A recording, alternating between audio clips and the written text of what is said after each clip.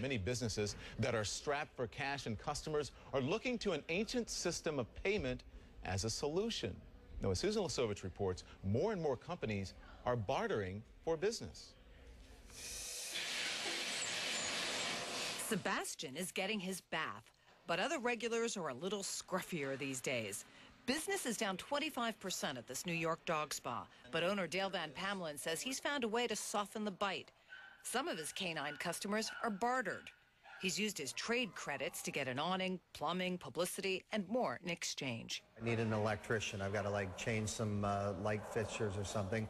I go on the website or I just call the agent and tell them I need this. She sends me 3 or 4 different contacts. I contact them. They give you a quote, just like anybody else does, and then you pick the quote that you want.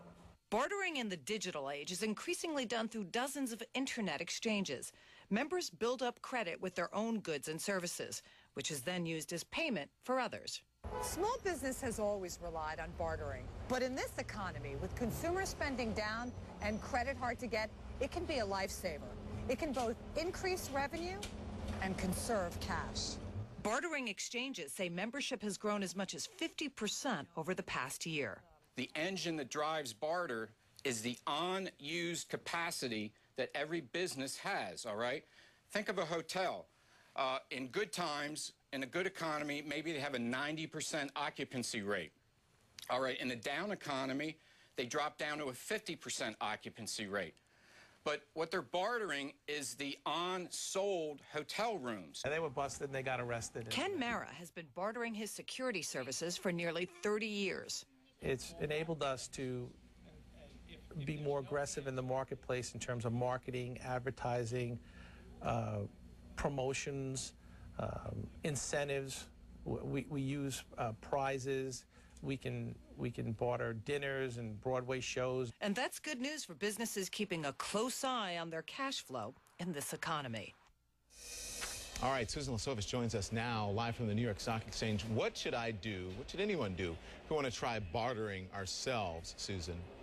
Well, here's a good place to get started, Don. Go to IRTA.com and click on membership to get started on third-party bartering services that range from anywhere here on the East Coast to California. IRTA, by the way, stands for the International Reciprocal Trade Association. It's been around for 30 years, Don. Okay, so the market is down, right? Quite a bit. We know that. We hear it every day. How much of that is related to today's AIG hearing in Washington?